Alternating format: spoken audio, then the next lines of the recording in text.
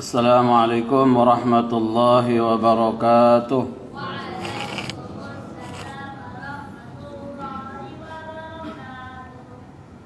الحمد لله الذي بنعمته تتم الصالحات. أشهد أن لا إله إلا الله وحده لا شريك له، وأشهد أن محمدا عبده ورسوله لا نبي ولا رسول بعده.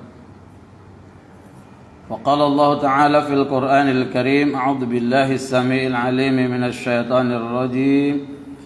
يا أيها الذين آمنوا اتقوا الله حق تقاته ولا تموتن إلا وأنتم مسلمون. Hadirin ibu-ibu, bapak-bapak, saudara-saudara kaum muslimin, jemaah pengajar rutin malam Sabtu yang dimuliakan dan dicintai Allah Subhanahu wa taala. Alhamdulillah, malam ini kita patut bersyukur kepada Allah Subhanahu wa taala atas seluruh nikmat yang Allah berikan kepada kita. Malam ini kita hadir bersama, salat maghrib berjamaah, duduk bersama, mengharapkan kebaikan dari Allah Subhanahu wa taala, mengharapkan ampunan dari Allah Subhanahu wa taala, mengharapkan hidayah petunjuk dari Allah Subhanahu wa taala. Semoga Allah jadikan malam ini sebuah kebiasaan buat kita dan Allah wafatkan kita dalam kebiasaan, dalam kebaikan. Jemaah dimuliakan dicintai Allah Subhanahu wa taala. Malam ini kita melanjutkan kajian yang bulan kemarin sudah kita sampaikan tentang indahnya hidup di atas sunnah. Kita sudah membahas tentang apa yang dimaksud dengan sunnah menurut ulama fiqhiyah, menurut ulama tauhid, usuluddin, atau pandangan-pandangan yang lain yang sudah kita sebutkan semuanya. Kita sudah membahas 2 poin tentang indahnya hidup di atas sunnah, untuk mengingatkan kembali, menyegarkan kembali ingatan kita. Poin yang sudah kita bahas, kita diskusikan bersama adalah keindahan yang kita dapatkan di saat kita hidup dalam balutan sunnah adalah menunjukkan bukti kecintaan kita pada Allah Subhanahu wa taala. Poin yang kedua yang sudah kita sampaikan pada pertemuan yang lalu adalah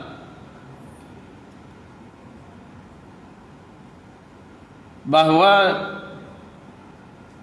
dengan sunnah itu kita menunjukkan bukti kecintaan kita kepada Rasulullah Muhammad sallallahu alaihi wasallam.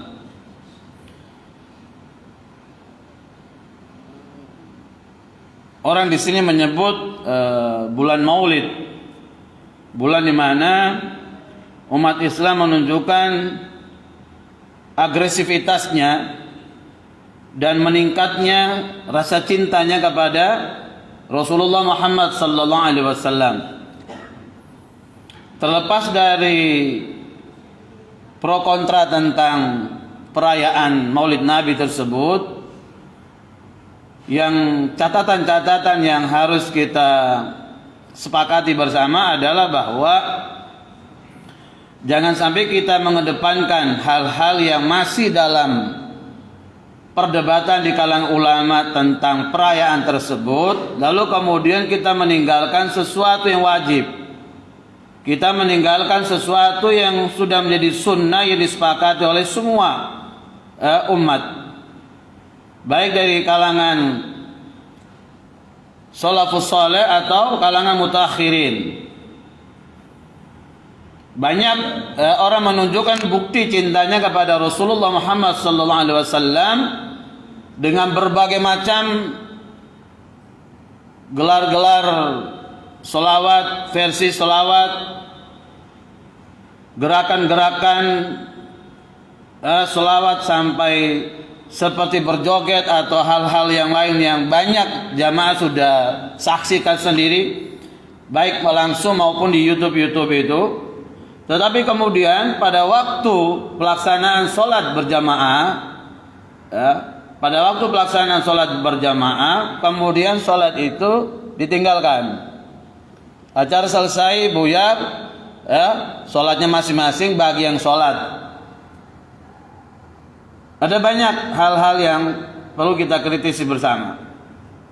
Artinya bahwa kecintaan kita kepada Rasulullah itu harus berbaring lurus dengan kenyataan-kenyataan di dalam pelaksanaan tentang sunnah yang telah diajarkan oleh Rasulullah Muhammad sallallahu alaihi wasallam. Nah, jemaah dimuliakan di sini Allah Subhanahu wa taala, malam ini kita lanjutkan poin-poin yang masih berserakan yang belum bisa kita tuntaskan malam ini. Mudah-mudahan beberapa poin yang bisa kita sampaikan dengan durasi waktu ini, bahwa ketika kita berada di atas sunnah Rasulullah Muhammad SAW, maka poin yang ketiga adalah bahwa hidayah atau petunjuk itu menjadi sarana agar kemudian seseorang terhindar dari kesesatan ketika dia mengikuti sunnah Rasulullah Muhammad sallallahu alaihi wasallam. Jamaah dimuliakan dicintai Allah Subhanahu wa taala. Agama ini adalah milik Allah. Rasulullah kemudian diperintahkan oleh Allah untuk menyampaikan kebenaran agama ini, mendakwakan agama ini, mensosialisasikan syariat ini agar kemudian bisa dipahami oleh umat dan bisa kemudian dijalankan sesuai dengan keinginan Allah dan Rasulnya. Maka kemudian ketika orang-orang yang mengaku umat Rasulullah di dalam menjalankan syariat ini, di dalam menjalankan praktek-praktek agama ini, ketika mereka berada di atas sunnah, maka hidayah itu mudah masuk. Hidayah itu mudah mereka dapatkan. Berbeda dengan orang-orang yang di dalam menjalankan agama ini bertolak belakang dengan sunnah, menjauhi sunnah, bahkan kemudian melawan dengan sunnah, maka sesungguhnya hidayah itu susah datang, sulit sekali datang.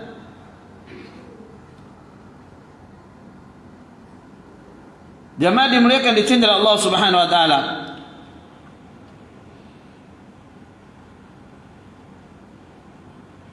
Allah Subhanahu wa taala berfirman, A'udzu billahi samil alim minasyaitonir rajim.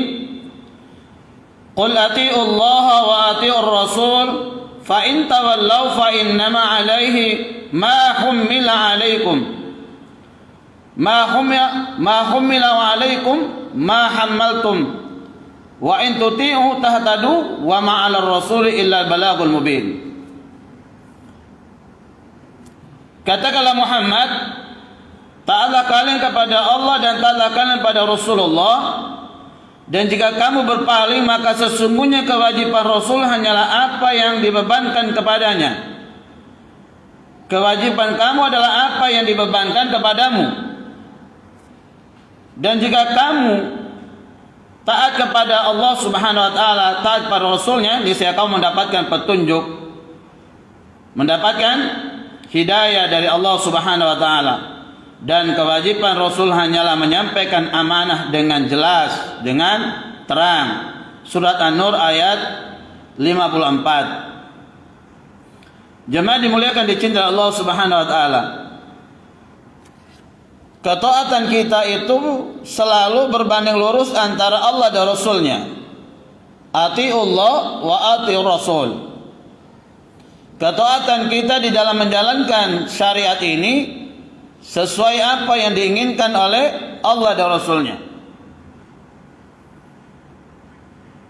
Karena sesungguhnya Rasulullah adalah perpanjangan tangan dari Allah Subhanahu wa taala untuk menyampaikan apa yang diinginkan oleh Allah menjadi suatu kebaikan buat kita, menjadi suatu keselamatan buat kita untuk menjalani kehidupan sesaat di dunia ini dan perjalanan kehidupan yang panjang di alam barzah sampai kemudian alam mahsyar, sampai pada pertanggungjawaban seluruh amal-amal di yaumil hisab, di pada mahsyar tersebut nantinya. Dan tugas para nabi dan rasul itu adalah menyampaikan tentang kebenaran itu, menyampaikan tentang risalah-risalah kebenaran itu agar kemudian mudahnya hidayah itu datang. Karena orang yang tunduk pada syariat, maka kemudian dia akan mendapatkan hidayah, petunjuk tersebut. Berapa banyak figur-figur yang Allah munculkan, Allah tampilkan di dalam Al-Quran agar kemudian kita mengambil iktibar, pelajaran-pelajaran di dalamnya. Bagaimana kisah tentang Nabi Ibrahim dengan ayahandanya, bagaimana kisah tentang Nabiullah Nuh dan Nabiullah Lut alaihissalatu wassalam dengan ahlinya, dengan keluarganya, anak dan istri-istri mereka. Bagaimana tentang kehidupan Rasulullah dan paman-paman keluarga-keluarga beliau, bahwa mereka para nabi dan rasul itu kekasih dan kecintaan Allah Subhanahu wa taala, tetapi mereka tidak punya hak, mereka tidak punya wilayah, mereka tidak punya kemampuan untuk menuntun, mengajak keluarga yang mereka cintai itu untuk selamat dunia dan akhirat. Gak bisa. Kisah yang seringkali ditampilkan kepada kita tentang betapa sedihnya Rasulullah terhadap pamanda beliau Abu Thalib. Semua kita paham siapa itu Abu Thalib. Ketika kakeknya Abdullah bin Thalib meninggal dan kemudian pengasuhan itu diberikan kepada saudara dari pamannya, saudara dari bapaknya,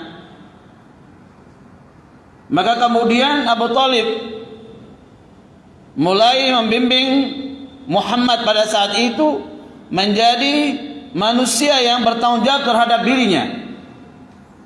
Diajarkanlah kemudian mengembala kambing, pada usia remaja diajak berdagang ke Syam dan Syria, sampai pada kemudian Rasulullah diangkat menjadi nabi dan rasul, dan orang-orang kafir semakin agresif melakukan tindakan-tindakan yang sifatnya mengarah kepada fisik, mengancam dakwah yang disampaikan oleh Nabi.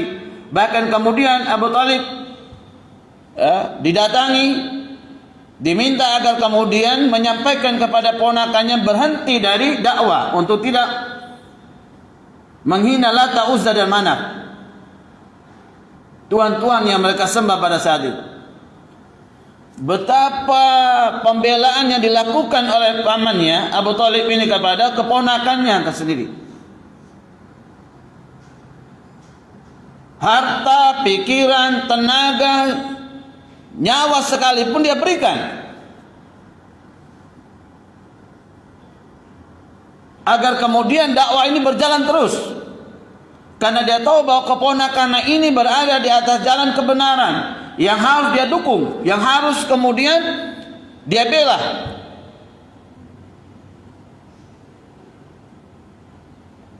Secara qalbiyah, secara hati, Rasulullah tahu bahwa Abu Thalib pamannya ini yakin tentang nubuwah kenabiannya, tentang Islam itu adalah agama yang benar.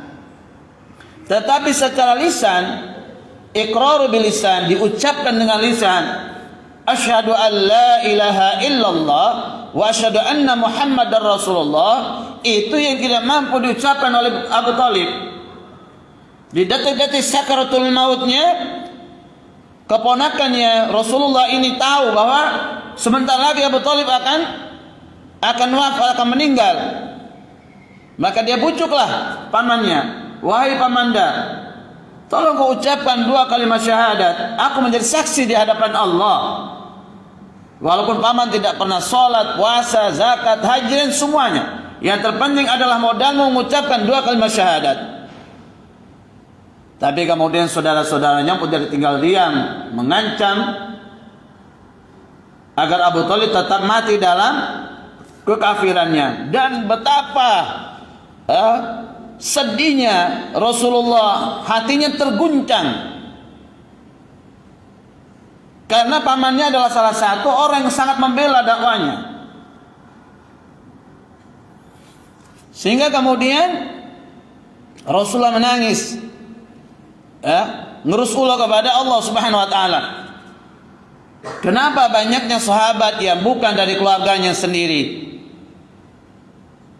datang dari berbagai macam penjuru dunia menuju ke Madinah Al-Munawwarah, mengucapkan 2 kalimat syahadat, beribadah bersama Rasulullah, berdakwah bersama Rasulullah, berjihad bersama Rasulullah, susah dan senang bersama Rasulullah. Dan mereka ini banyak yang bukan dari kerabat famili Rasulullah, tapi seluruh sahabat dijamin masuk surga oleh Allah Subhanahu wa taala. Radhiyallahu anhu wa radu anhu. Allah ridho pada mereka.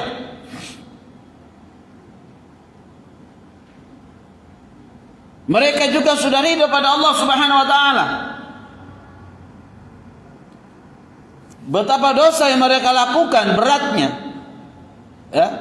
tetapi mereka adalah manusia-manusia pilihan, manusia-manusia yang Allah cintai mereka, sampai kemudian mereka dijamin seluruhnya masuk dalam surga. Nah, kenapa paman saya ini adalah orangnya yang terdekat, saudara kandung bapak saya? Dia yang kemudian memelihara saya sejak kecil, dia yang kemudian menuntun dan seterusnya, dia membela dan seterusnya. Kenapa kemudian kau tidak berikan dia hidayah Allah? Begitu kurang lebih, ratapan hati Nabi. Menangis Nabi ketika meninggalnya pamandanya. Allah kemudian menegur, innaka la tahdi man ahbabta walakinnal yahdi may yasha. Hei Muhammad, bukan hakmu memberikan hidayah kepada siapa dari keluarga terdekatmu, tetapi kami Allah yang memberikan hidayah kepada siapa yang kami kehendaki. Jadi mereka para nabi dan rasul kekasih kecintaan Allah saja nggak punya kemampuan memberikan hidayah, menjamin keluarganya selamat dari fitnah dunia, fitnah alam kubur, apalagi fitnah mahsyar. Nggak ada. Tugasnya Nabi adalah menyampaikan tabligh, menyampaikan kepada manusia semuanya, termasuk keluarga-keluarga dekat mereka, agar kemudian mengikuti ketaatan kepada Allah dan Rasulnya, mengikuti sunnah ini, beramal seperti amal yang telah diajarkan oleh para salafus saleh, agar kemudian selamat. Itu saja. Maka kemudian tidak jarang kita temukan di dalam kehidupan kita banyak juru dakwah yang kemudian keluarga menjadi penentang pertama. Ada ustadz, masya Allah sibuknya mengurus dakwah, mengisi kajian ke sana ke sini, ilmunya sangat bermanfaat, tetapi menjadi penentang adalah anaknya. Anaknya kemudian susah diatur, sulit dikondisikan, diarahkan, pakai anting, malam-malam pegang gitar, minuman keras, sampai menangis. Ketika saya nyampe ke rumahnya, karena ini adalah famili saya di Sulawesi sana, dia bilang, kenapa ini, San? Ya saya bilang, antum sebagai ustadz yang lebih faham dari kita, bukankah orang-orang para nabi-nabi sebelum kita juga sama? Nabi Nuh dan Nabi Lut yang jadi penentang adalah istri dan anak-anaknya. Nabi Ibrahim yang jadi penentang adalah bapaknya yang memproduksi kesyirikan. hidayah itu sendiri, hak prerogatif adalah berada di tangan Allah Subhanahu wa taala. Kalau mereka berada dalam ketaatannya kepada Allah dan Rasul, maka hidayah mudah datang. Tetapi kemudian ketika mereka menyelisih ketaatan pada Allah dan Rasulnya, maka susah hidayah itu datang. Jamaah dimuliakan dicintai Allah Subhanahu wa taala.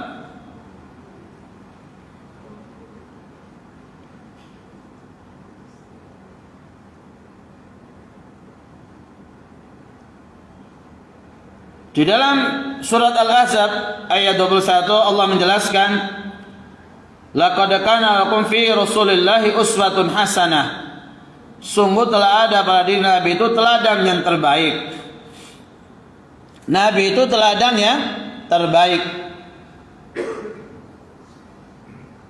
Tidak ada manusia yang kita ikuti petuahnya, sabdanya, pembicaraannya adalah Rasulullah Muhammad sallallahu alaihi wasallam. Karena mengikuti Nabi maka jaminannya masuk surga. Mengikuti manusia-manusia yang belum dijamin masuk surga oleh Allah Subhanahu wa taala adalah presentasi. Bisa kita nanti masuk surga atau bisa kita akan terjerumus kepada neraka. Karena manusia-manusia selain Nabi dan Rasul,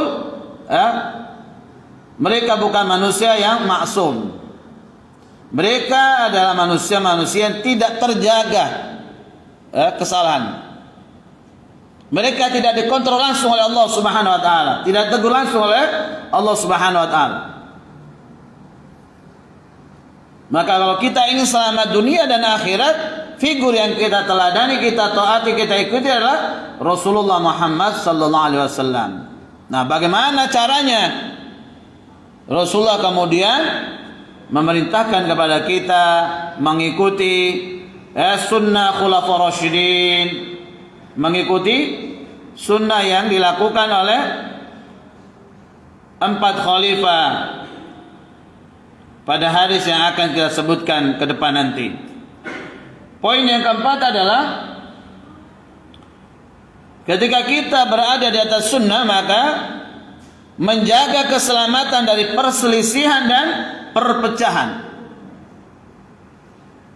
Orang yang mengikuti sunnah, maka orang yang berada di atas persaudaraan, berada di atas ad-din, agama ini, wa'tasimu bihablillahi jami'a wa la tafarraqu. Hendaklah kalian, kita umat Islam ini yang dari berbagai macam mazhab ini, yang dari berbagai macam kelompok, organisasi dan semuanya ini, bahwa i'tasamu, kita berpegang teguh pada agama ini, kita diikat oleh agama ini dengan ukhuwah Islamiyah. Wala tafarraqu, dan jangan sampai kalian ini saling tafarruq, saling berpecah belah. Seringkali jamaah dimuliakan dicintai Allah Subhanahu wa taala, dalam kehidupan bermasyarakat beragama ini, kita menemukan banyak kelompok dari umat Islam ini tafarruq, berpecah. Masing-masing kelompok mengunggulkan dirinya. Mereka lah yang paling nyunnah. Mereka lah kelompok yang paling selamat. Sedangkan yang lainnya adalah sesat. Yang lainnya adalah bid'ah, yang lainnya adalah neraka, dan seterusnya. Seolah-olah hak prerogatif untuk masuk surga dan tidak itu adalah berada di atas kelompok mereka. Maka kemudian ketika ustadznya yang ngisi, mereka datang membludak. Ketika bukan ustadznya yang ngisi, mereka kemudian keluar semuanya. Seolah-olah bahwa ustadznya aja benar, kiainya aja benar, ulamanya aja benar, yang lain salah. Dengan berbagai macam alibi, biar tidak terkontaminasi dan seterusnya. Ya. Jamaah dimuliakan dicintai Allah Subhanahu wa taala. Imam Syafi'i bilang gini, pendapatku, fatwaku berpotensi benar, ya, dan pendapat atau fatwa orang lain berpotensi salah. Tetapi bisa juga pendapatku, fatwaku berpotensi salah dan pendapat atau fatwa orang lain berpotensi benar. Maka bila kalian dapatkan fatwa pendapat saya yang bertentangan dengan, sambil menunjukkan makam Rasulullah Muhammad SAW, berselisih dengan hadis sahih yang disampaikan dari lisan yang shadiq yang jujur Rasulullah, maka buanglah pendapatku di tong sampah. Artinya seluruh imam mazhab yang dulu itu sudah mewasiatkan untuk kita itu tidak boleh asabiyah, fanatisme kelompok, fanatisme mazhab, nggak boleh. Merasa paling benar, paling hebat, paling selamat dunia akhirat, itu nggak boleh.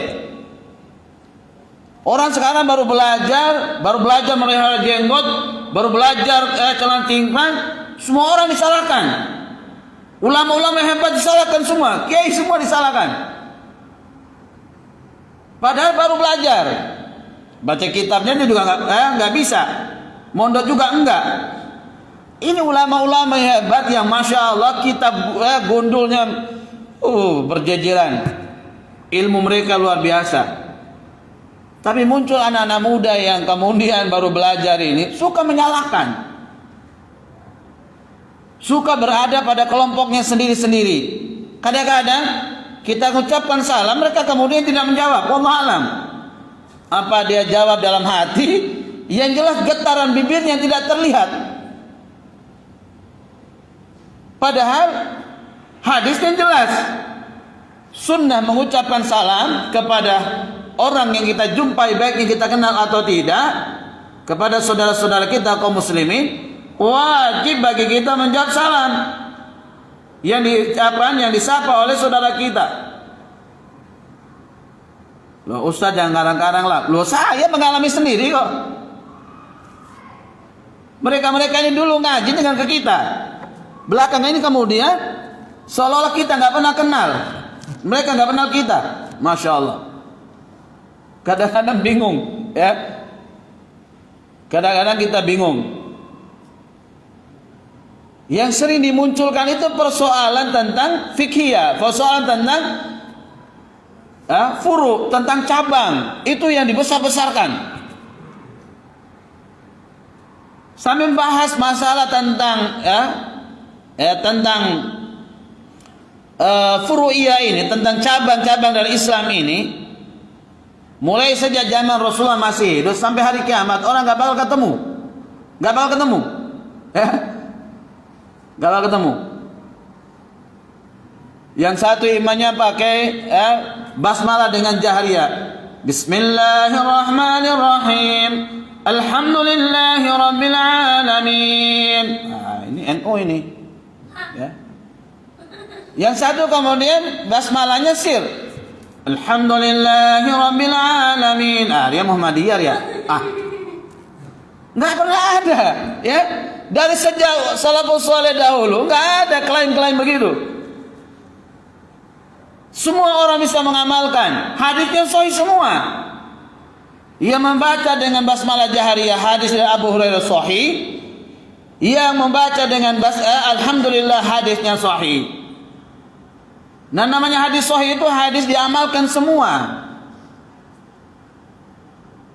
Bolehlah kita kemudian, makanya kemudian kita diundang, imam di mana, masjidnya, mayoritas umatnya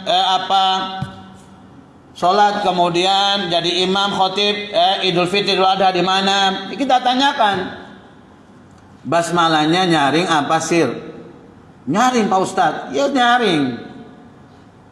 Basmalahnya apa sir? Sir. Basmalah nyaring atau sir? Bebas Pak Ustadz, bebas, ya.